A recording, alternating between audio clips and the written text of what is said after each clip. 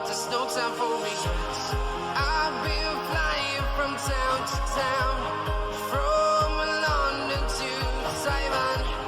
I've been all around the globe trying to protect your soul. We are heroes tonight. We will fly above the sky.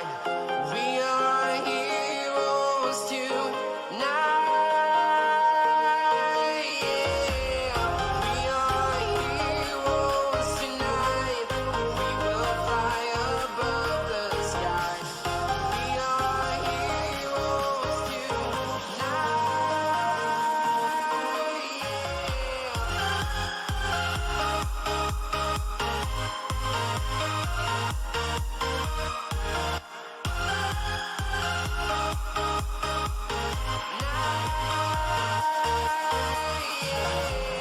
Feel like a dynamite, ready to explore right up in the sky.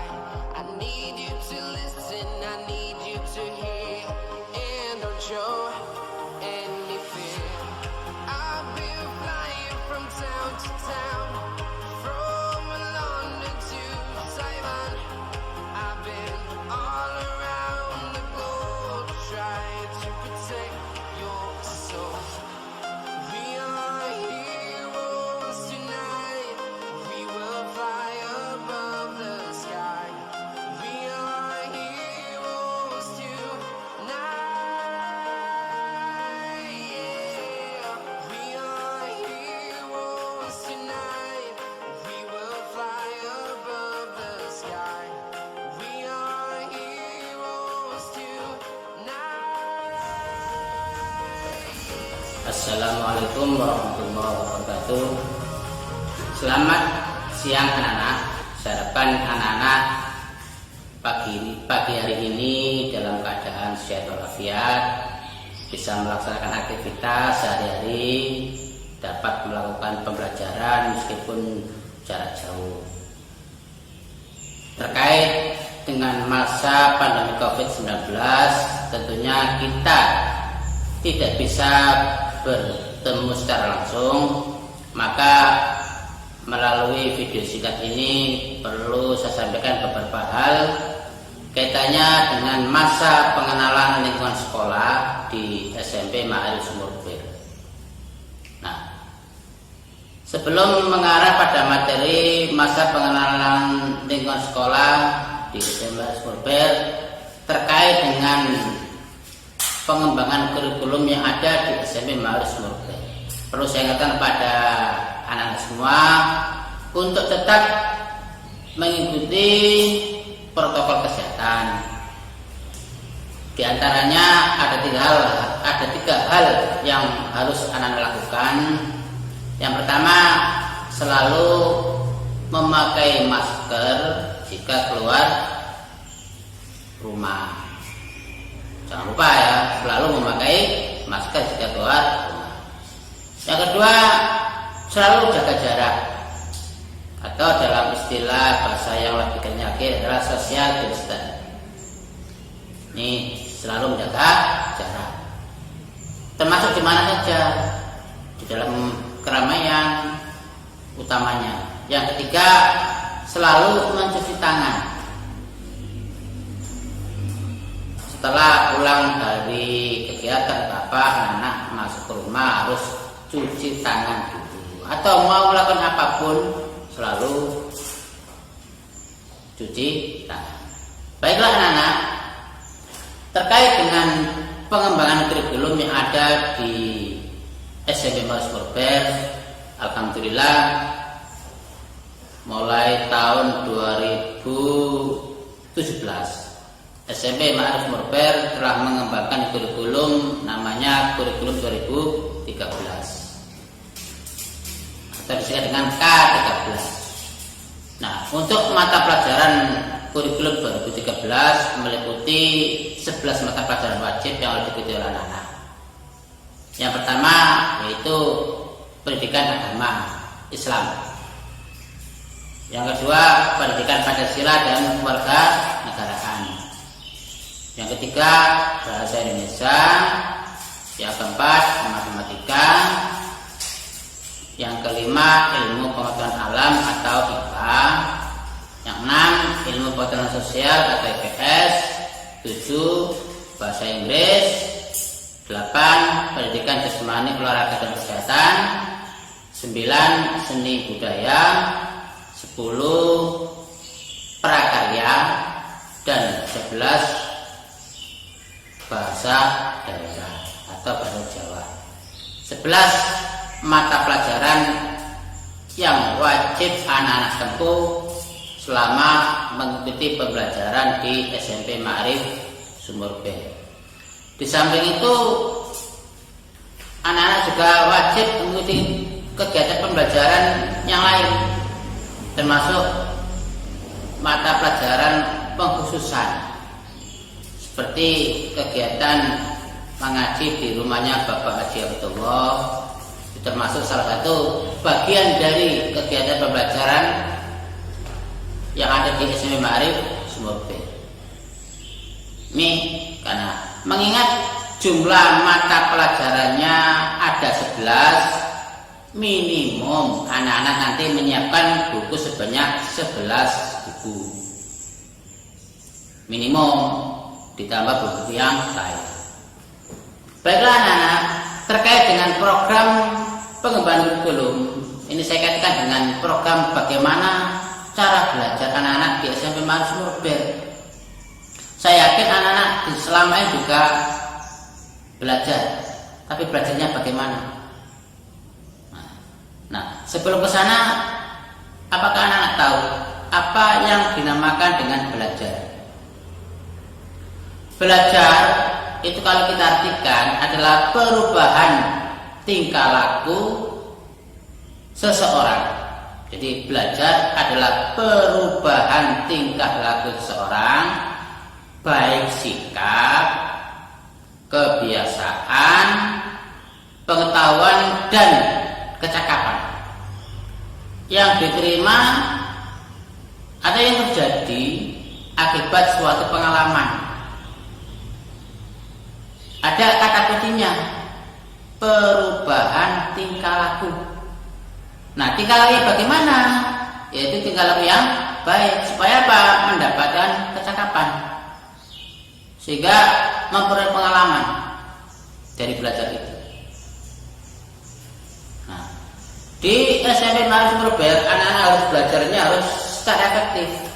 Bagaimana belajar efektif itu? Ya menyenangkan. Jadi belajar terus menyenangkan, jangan membosankan. Yang kedua, harus terjadwal. Nanti jadwalnya mengikuti jadwal sekolah juga bisa, atau anak-anak membuat jadwal sendiri. Nah, terus tidak memakan banyak waktu. Bukan kok belajar itu harus sehari semalam terus belajar.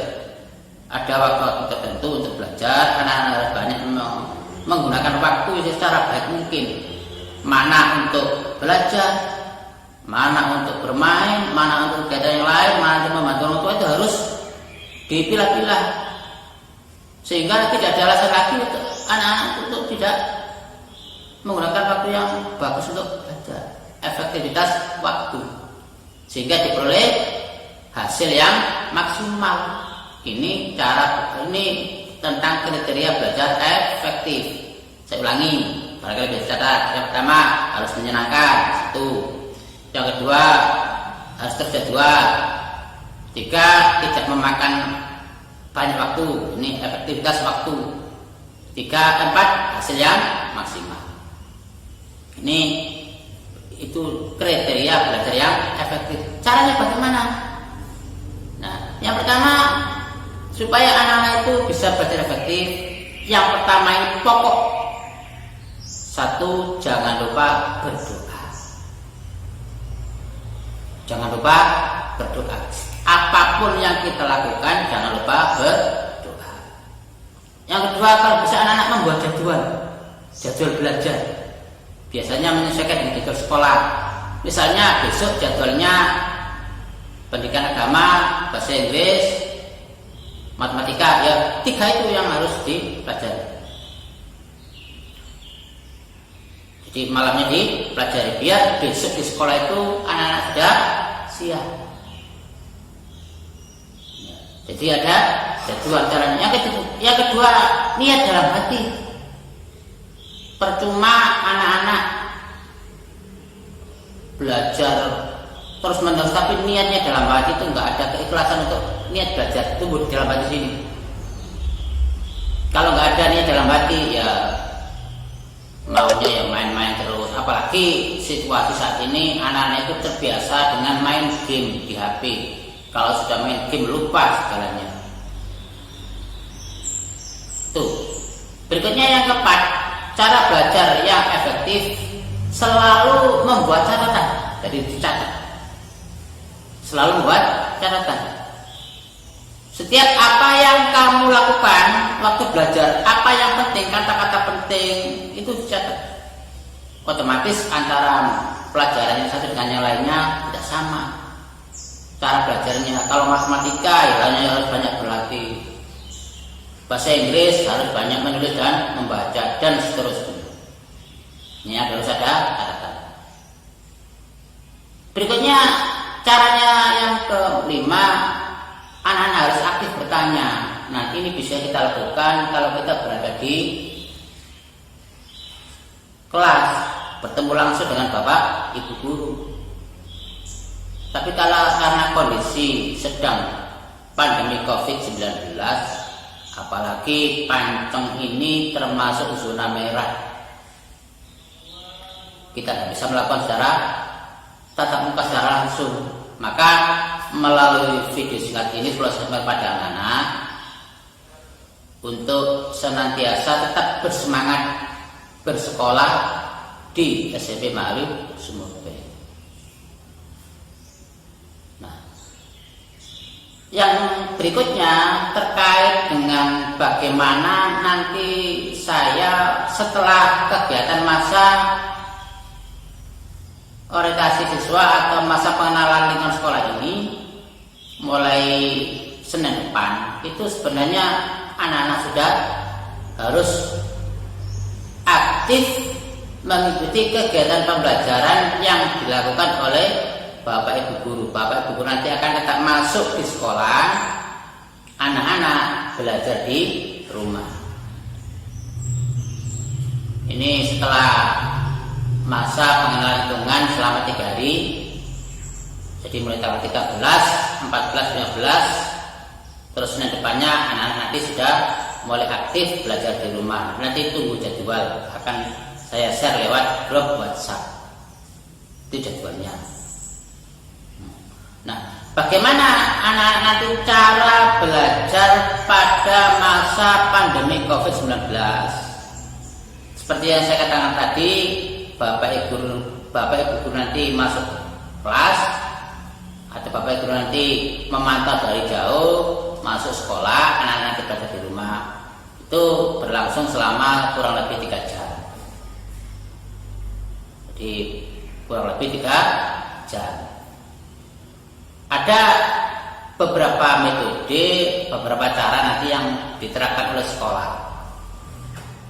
Misalnya yang pertama melalui daring. Jadi dalam jaringan, untuk itu anak-anak harus memiliki HP yang dapat dipakai untuk daring, belajar lewat HP. Jadi bisa melalui Facebook, bisa melalui Zoom, bisa melalui ruang guru, bisa melalui, jadi ada beberapa metode itu, beberapa cara media itu, ruang belajar yang lain. Jadi itu di situs Kemendikbud saya ulangi, pada situs belajar.kemendikbud.id itu ada cara pembelajaran dengan menggunakan kelas maya. Itu kalau Bapak Ibu guru nanti memakai itu, nanti tugas modul materi, tugas, ujian dan sebagainya sudah ada di sana. Itu kalau nanti memang bisa melakukan semacam itu. Nanti semua kegiatan nanti akan saya fokuskan pada grup WA. Jadi anak nanti mulai Senin ini sampai seterusnya tetap aktif melihat grup di WA. Itu model sistem daring. Bukan berarti kita libur terus, kita sudah di rumah beberapa bulan. Nah, karena itu saya harapkan nanti anak-anak betul-betul mulai Senin ini dan seterusnya mengikuti informasi yang disampaikan oleh sekolah. Kalau tidak memiliki HP bagaimana? Nah, kalau tidak memiliki HP nanti ada sistem kedua namanya luring. Jadi di luar jaringan. Mungkin nanti anak-anak akan ada kurir yang datang ke rumah anak-anak untuk memberikan materi pembelajaran atau materi modul atau materi pelajaran. Terus anak-anak membaca sendiri, belajar sendiri, aktif bertanya pada siapa saja, bisa pada kakaknya di rumah kalau memang punya kakak, bisa pada ibunya kalau ibunya mampu, bisa pada ayahnya kalau ayahnya mampu. Kalau nggak bisa bagaimana? Nah, bisa datang ke rumah bapak ibu guru, insya Allah akan siap menerima anak-anak. Untuk itu saya harapkan meskipun kondisi demikian anak tetap semangat. Jadi tetap semangat, tidak putus asa meskipun kondisi demikian. Saya kira ini video singkat yang harus saya sampaikan. Mudah-mudahan bisa memberikan manfaat pada anak-anak untuk tetap belajar dan mudah-mudahan pandemi COVID-19 akan segera berakhir sehingga kita bisa berjumpa di ruang kelas dan bertatap muka secara langsung. Saya kira cukup, kurang lebihnya mohon maaf. Akhirnya ihdinas siratal mustaqim. Wassalamualaikum warahmatullahi wabarakatuh. Semangat.